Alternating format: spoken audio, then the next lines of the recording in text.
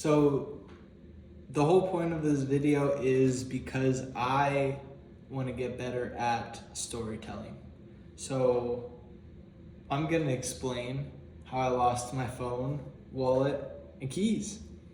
Been in Austin like 2 months, and there's this Facebook group that people post events with. We network, we like make friends, and they were going to tubing at the river. I'm like, sign me up. I churro my car on the weekends sometimes, so I didn't have my car. I needed a ride. In the group chat, I'm like asking people for rides. Somebody says that they're in the area and they'll take me. I'm like, all right. The day comes around, I get ready. We're supposed to meet there at 11:30. It's like 10:30. My ride's taking a while. It's like 11:30. My ride takes a really long time. I'm like, hey, you still want to go? They're like, yeah. Not my ride. I can't rush nobody. I was very patient. We ended up going in his truck, some random guy. Super nice.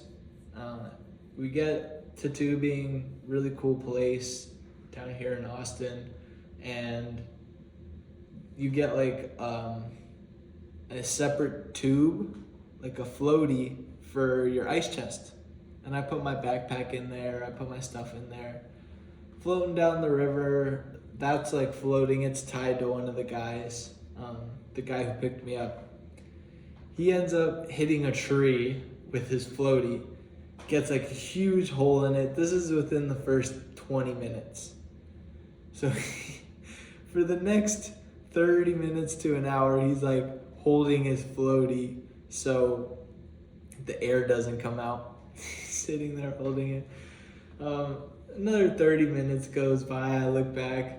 His float is done. He's walking. So he decides to just kick it on the cooler float. I'm like, cool. I watch him get on. I'm like, all right, it's gonna hold him.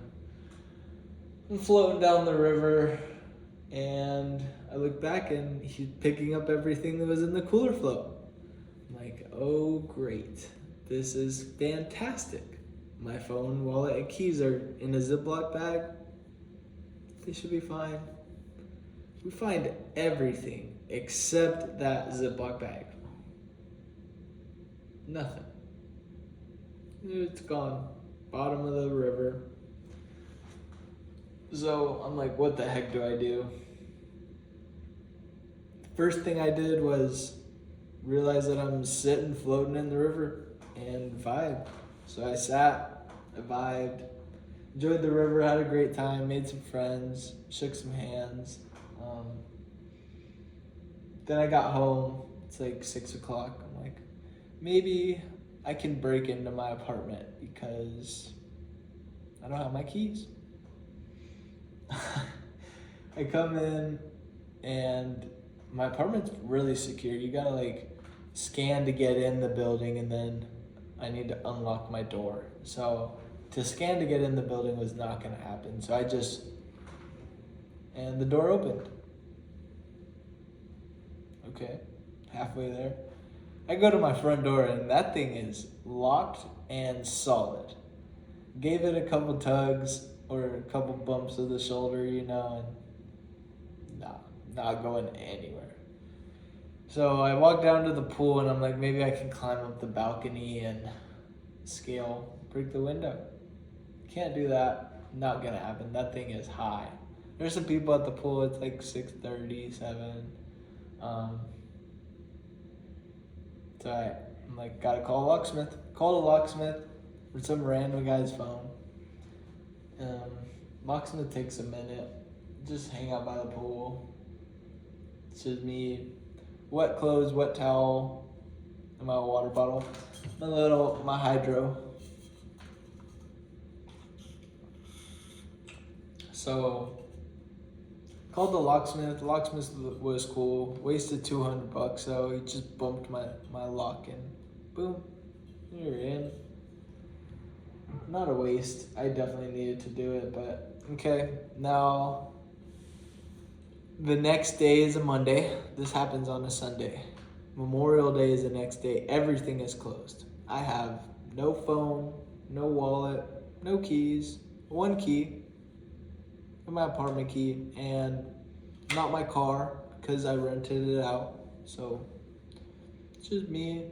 I have my laptop, I have my iPad, so I can work on the business a little bit, which I did. But Monday couldn't do anything. Today is Tuesday. Oh no, today's Wednesday. Yesterday was Tuesday. Yesterday I got a key made for my apartment.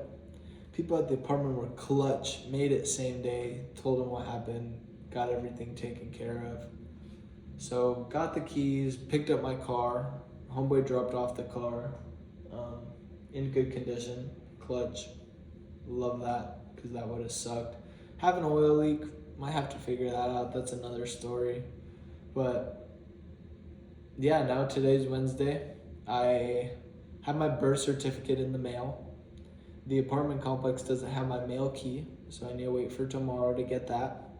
I need the birth certificate to get everything else. Oh, actually one more thing. Yesterday, let me tell you about trying to get a phone replaced. So you need to go through the insurance here at T-Mobile, and the insurance, oh my goodness. It needs, when you log into the T-Mobile app, I'm trying to do it here on my iPad, it needs a 2-factor authorization. So it needs to text you. Oh, great. I cannot do that. This is not gonna happen. So end up calling T-Mobile from a ghost number, one of my work numbers, and getting the insurance line, going through that. That was a whole shebang, but it's really hard to do without 2-factor authorization. So phone's coming in the mail. Ended up calling them 50 times, took an hour and a half, 2 hours. That should come today or tomorrow on my phone. And once I get my phone, and I have my birth certificate because the mail is unlocked, I'm probably gonna go to the bank, get new cards. And then when I have a card, then I can pay to get a new ID. And then I'll get a new ID, and then I go to Bali. So yeah, this is me telling a story. And I think all stories have a lesson. And I think everything happens for a reason.